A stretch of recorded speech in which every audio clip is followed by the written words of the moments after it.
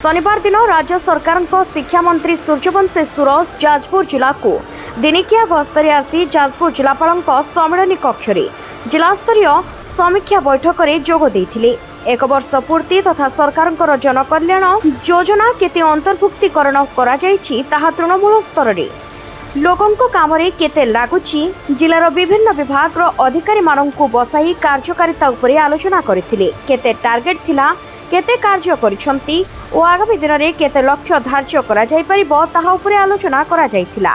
सुभद्रा योजना ठारू आरंभ करी अंत्योदय गृह योजना, वसुंधरा ठारू आरंभ करी गोदावरीश आदर्श विद्यालय किपरि कार्यकारी हेबो ताहा उपरे विस्तृत भाव में आलोचना होइथिला। एही समीक्षा बैठक में जाजपुर लोकसभा सांसद रवींद्र नारायण बेहेरा, जाजपुर विधायिका सुजाता साहू, धर्मशाला विधायक हिमांशु साहू, जिलापाल पी अन्वेषा रेड्डी, विभिन्न जनप्रतिनिधि और सरकारी पदाधिकारी उपस्थित रहिथिले।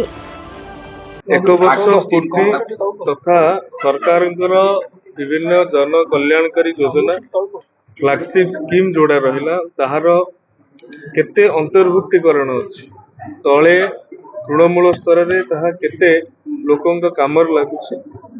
जिल्लार विभिन्न डिपार्टमेंट को एका संगे बसैकी से योजना गुड़िकर कार्यकारिता संपर्क में आलोचना होता।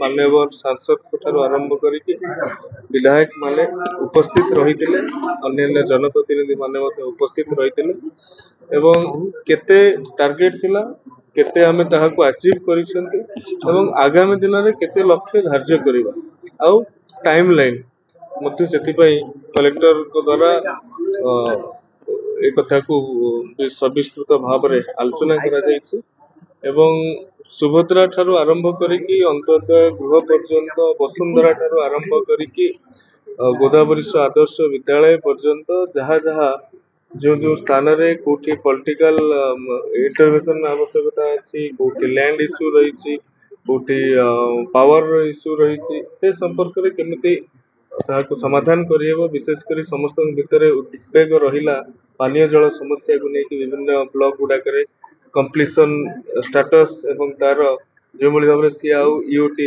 एक्सटेंशन ऑफ टाइम न नहीं पारंती सेतिपई मध्ये आमे विस्तृत भाव आलोचना। धन्यवाद। जाजपुर विभु दत्ता पृष्टिंग रिपोर्ट संचार लाइव।